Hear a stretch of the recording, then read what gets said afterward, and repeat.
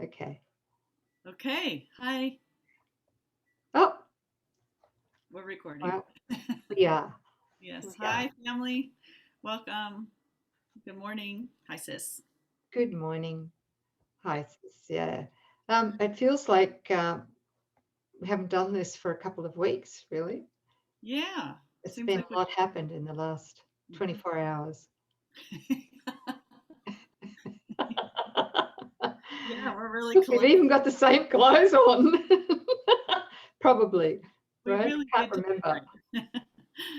Yeah. Okay. Well, we're Yeah. on lesson 147, sis. We didn't even say good morning to our beautiful ACIM family. I did.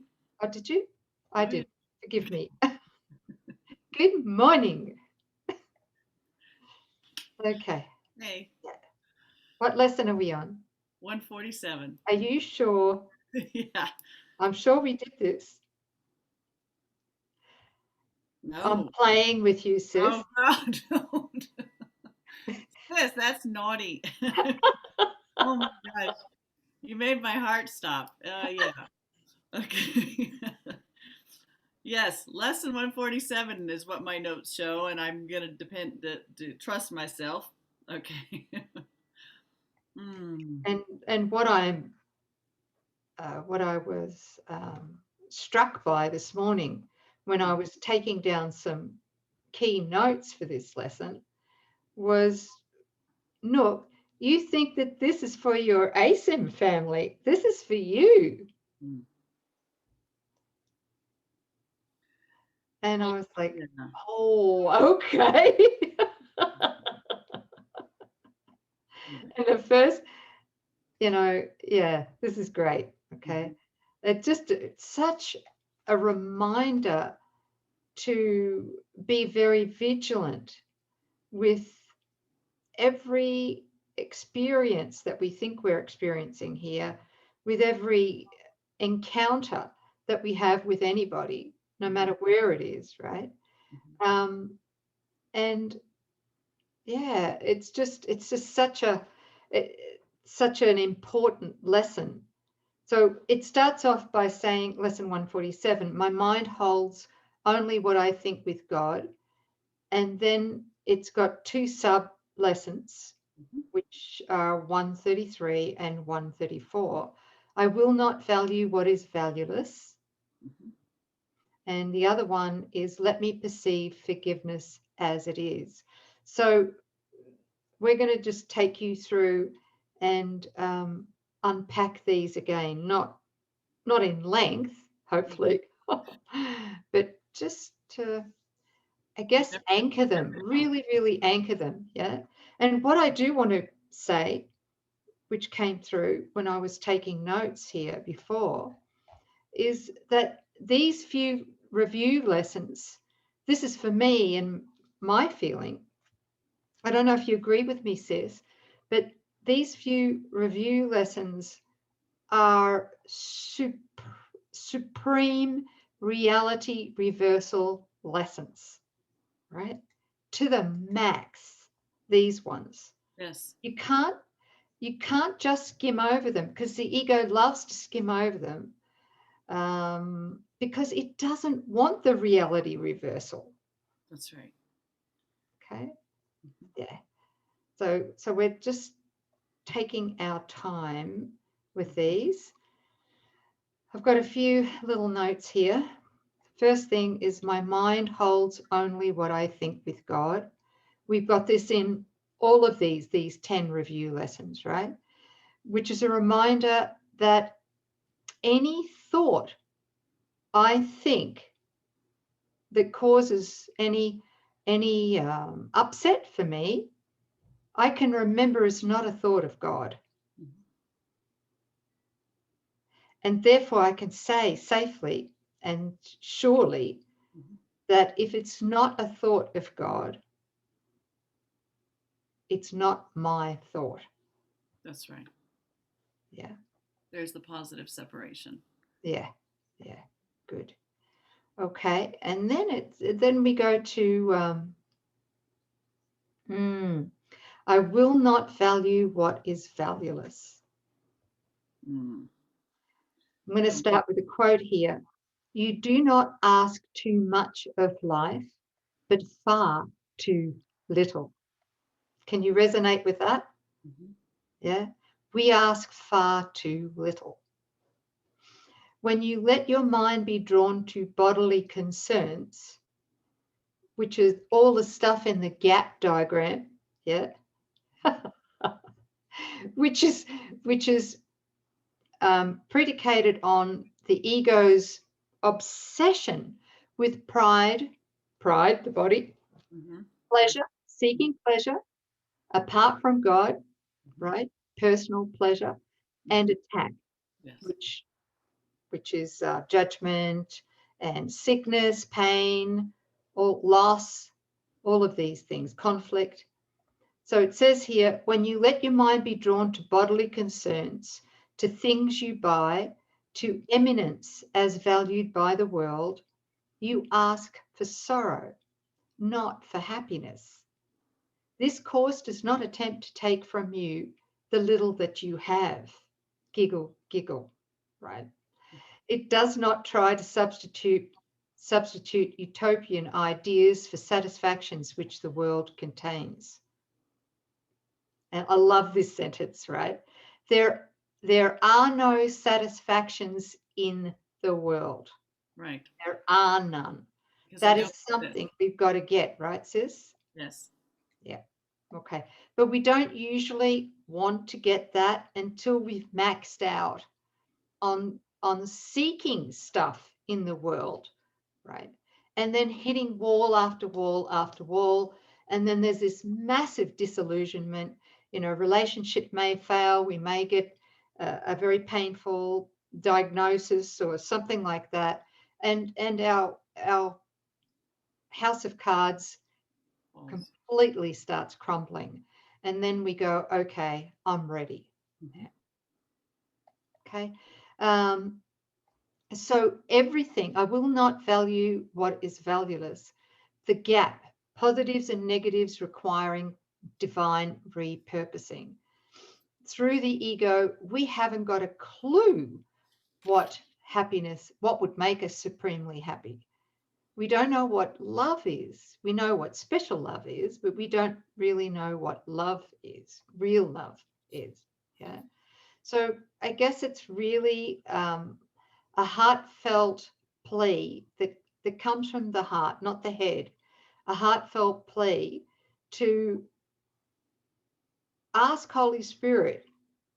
It's not up to us to give up all the things that we seem to have valued in the gap, Mm-hmm. but it is up to us to come from the heart to give Holy Spirit all of what we have valued now that we're beginning to sense intellectually anyway that these things are harming us. They're not going to bring us any healing, and they're not going to, certainly not going to bring us to the divine experience, right, of union.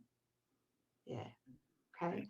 So we're giving them all to him to help us very gently, very organically, to repurpose everything. Yeah. All of it. Yes. Thank you, sis. And he'll do it for us. Mm-hmm. Yeah. The other thing that comes in here, I will not value what is valueless, is a real genuine desire to transcend self-interest. This is imperative. Otherwise, we cannot heal.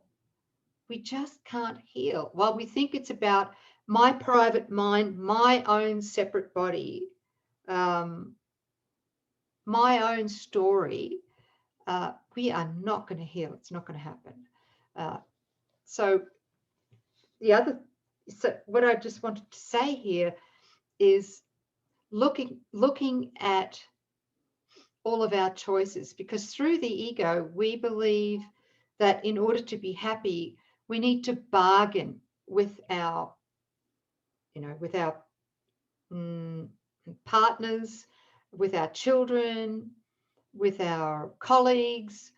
When we go to buy something, we end up bargaining. We're always bargaining. It's the ego that thinks that Mm-hmm. it's trying to bargain with somebody else, right? Mhm. Attempts to bargain, that's the basis for all our special relationships, attempts to bargain for what the false self or mythical me can get or rip off or, sorry, to rob.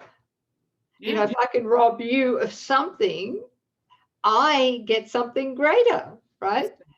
Well, that doesn't work. It's definitely going to end up with some major self-attack down the line, through sickness or something else.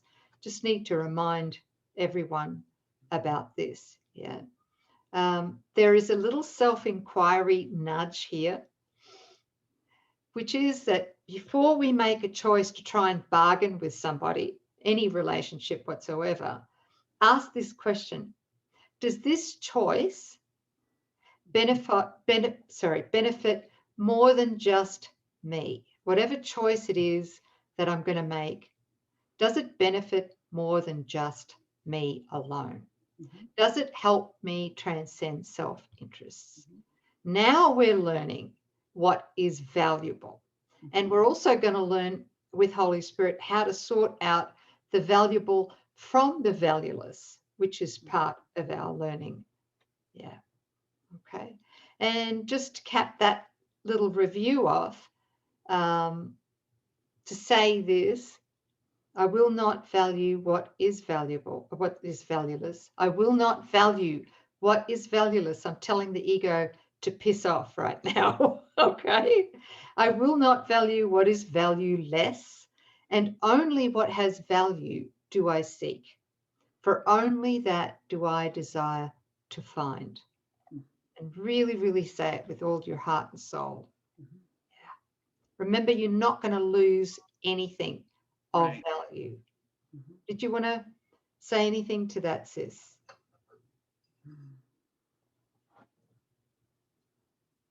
I think what came up, I mean, you just covered it so beautifully. Thank you, sis, for all of that. So helpful. Anything that's mythically me centered, right? That's the valueless. And we come to recognize that when we recognize God doesn't require any sacrifice.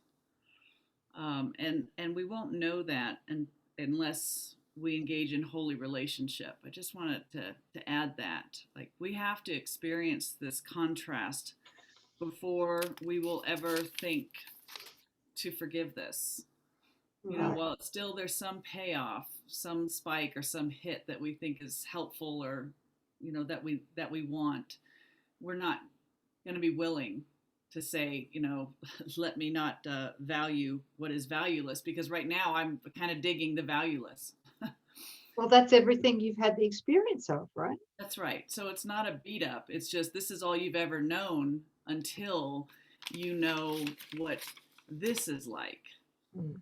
And when you experience your holy self and you experience authentic relating and authentic communication, when you feel what it's like to really join and experience the light, to look with the light instead of being, shrouded in darkness and seeking and not finding. So it's that contrast that brings us to this place of unequivocal, I'm not going to value what's valueless anymore. I know how this works. I know it's never going to pay off.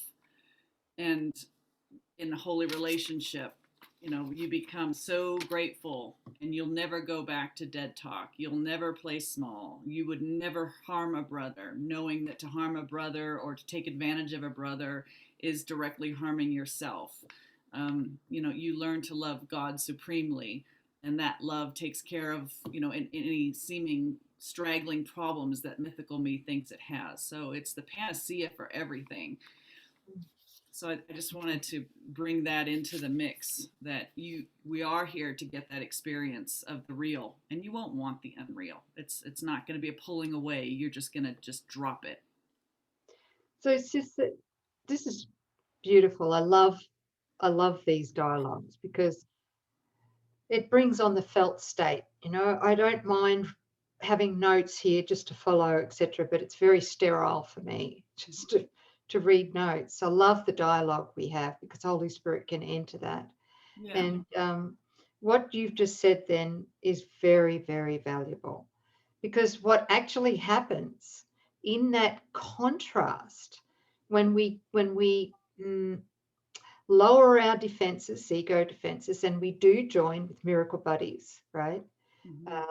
Like in the TTC, what happens is that so many of the things in the gap, particularly the negative things, Mm-hmm. tend to fall away Oh yeah. because they're our fears, Yes. and we didn't realize that they're not personal, right?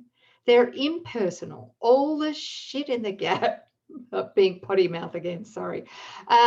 All of it is impersonal, but the privatized ego mind tends to think it's all me, and then it sets up guilt and it sets up shame and a story and all that sort of stuff, right? Right. And then when we join, really, really join, let the guard down, and we realize, my God, this is not my shit.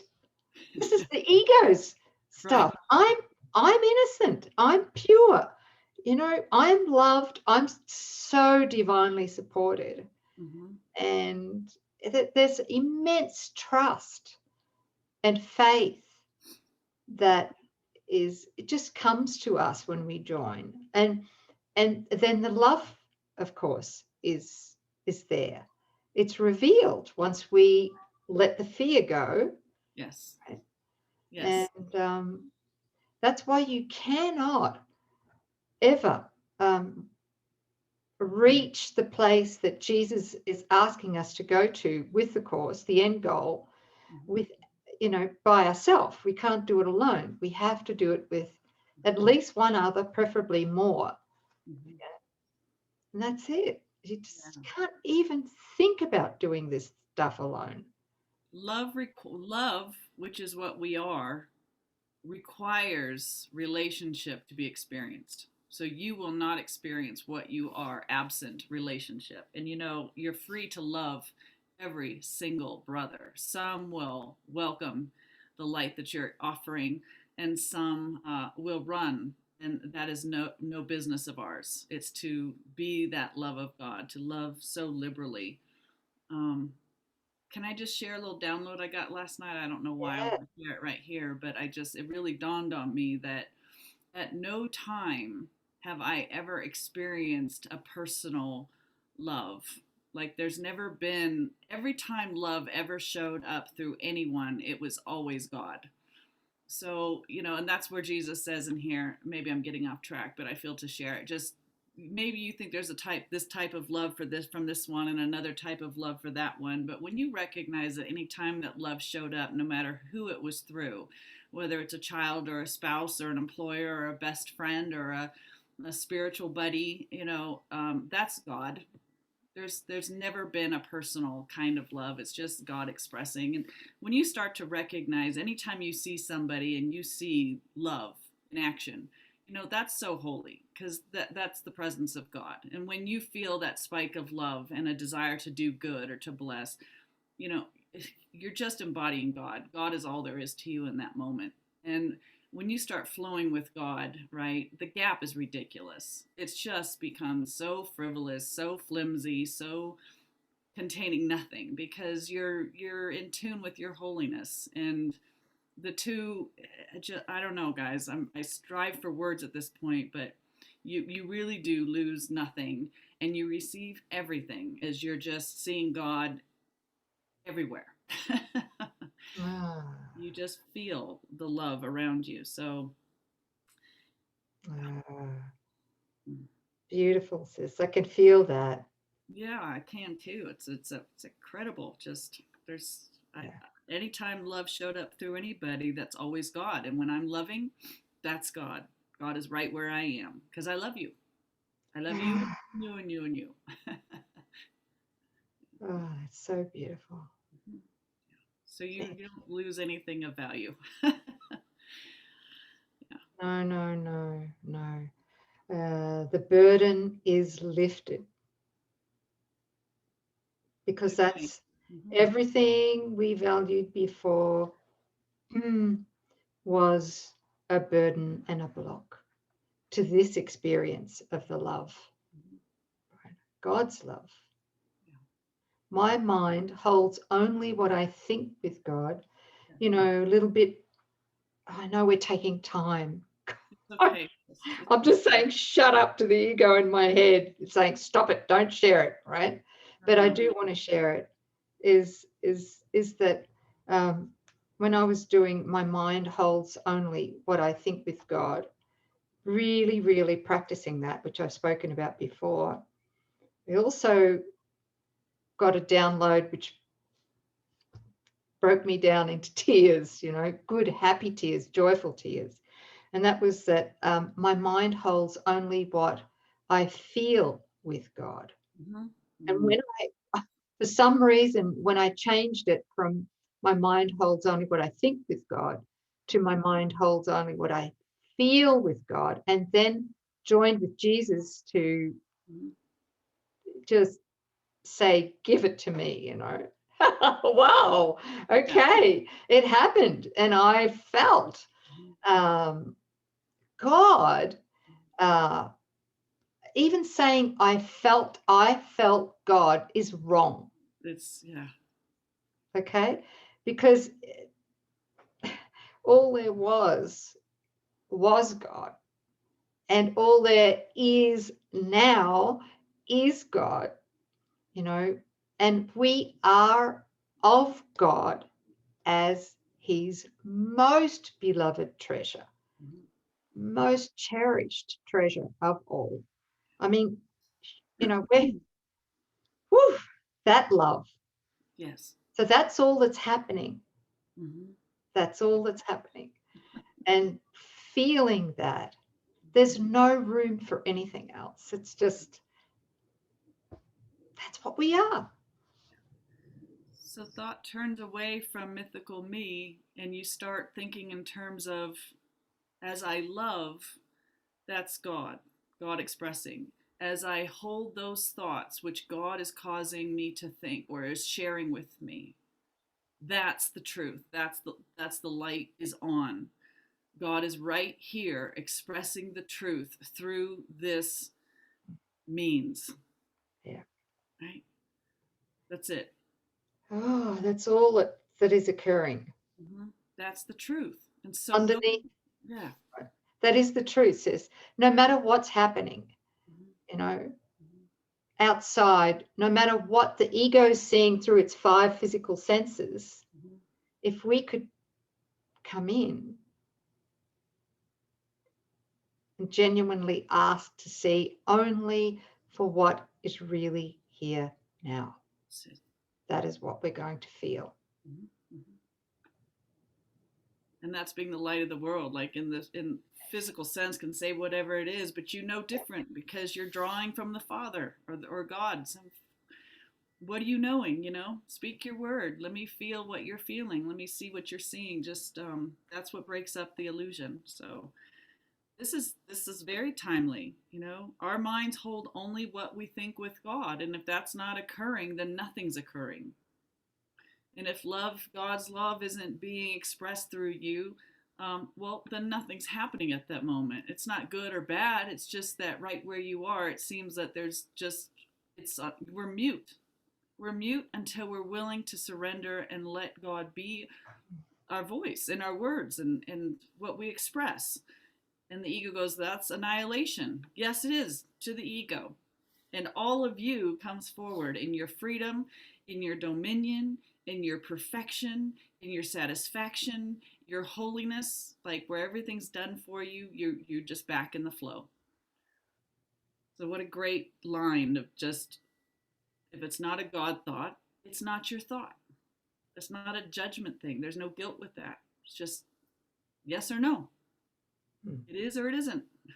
And only one is real. It's so simple. And Jesus says it right throughout the course. It's so simple. The truth is so simple. Only the ego makes it complex. Right. To draw itself out, to perpetuate itself and time and space. Yeah. What to do about nothing. Yeah. Thank you, beautiful sister. You still have another one, sis. I know I have another one. I'm just taking a breather. Oh, good. Okay. I did remember I have another one. It's the Okay. first time in our reviews. As you can tell, I happen to be quite absent-minded at times. No. That's because there's real stuff That's it. in there. Right. Okay. So the second part of lesson 147, review lesson, guess what it is? Let me perceive forgiveness as it is, not what the ego has interpreted it as, right? Yeah. So Jesus says here, the major difficulty that you find in genuine forgiveness on your part is that you still believe you must forgive the truth and not illusions. Isn't that true? I mean, for 20 odd years, that's what I thought. As I shared with you before, embarrassing to the ego, but not to me, is that I tried to forgive my mother, I don't know how many hundreds of times. And I thought I was doing forgiveness. I thought I was really into it, you know. And I would forgive. I feel so good for a couple of days, and then I'd go visit her, and then bang, she'd say one thing that came from mythical me's past story of victimization, and then the anger and even sometimes the rage would just come back. I'm like, well, I forgave this. No, I didn't, because I believed that past abuse was real. I still believed it. It was too juicy to give that victim story up, right? Too juicy to the story of the mythical me. Yeah. Oh, yeah. One of its strongholds, right? Yeah. Yeah. So, so this is it. This is the ego's forgiveness. It's a belief that we must forgive someone or something that really did harm us, right? Or maybe it harmed others, and that it really did happen, that we were victimized or that others were victimized, and that this was totally unjustified. Yeah. So there's that belief, right?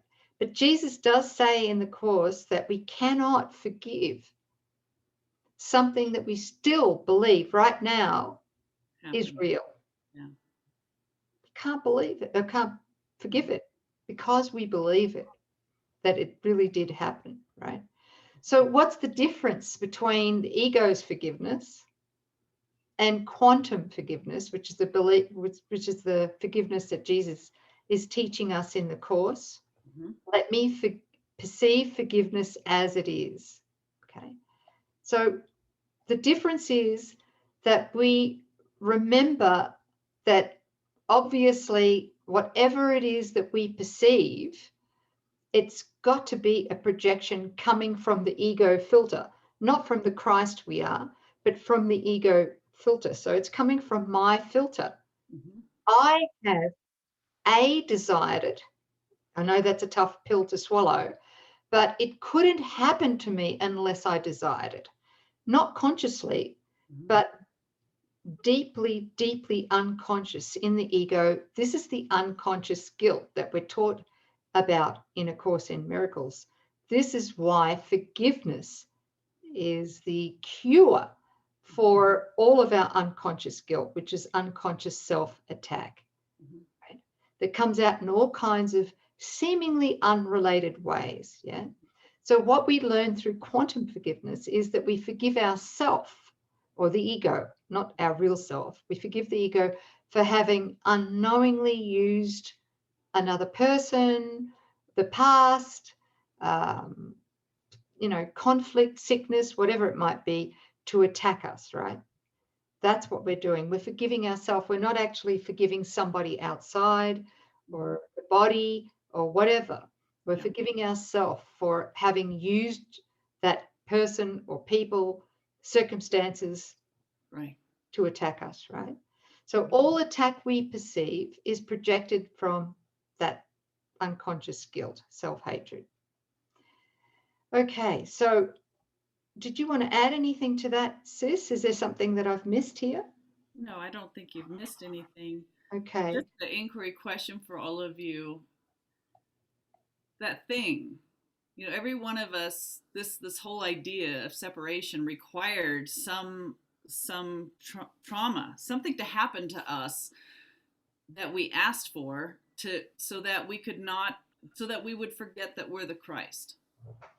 We would forget that we are the child of God, right? And so something occurred, and while we still believe that actually happened, all sorts of beliefs sprang from that occurrence, and they're rife. They spread out through every department of our life, and we keep getting triggered by others. And that trigger is somebody tapped on something that reminds you of a first real wound, right? That's the whole point of the word trigger. It triggers something in the memory, and it takes you back to that place of pain and trauma, abuse, being unfairly treated, right? Well, because there is no past, the question arises, who would you be without that story?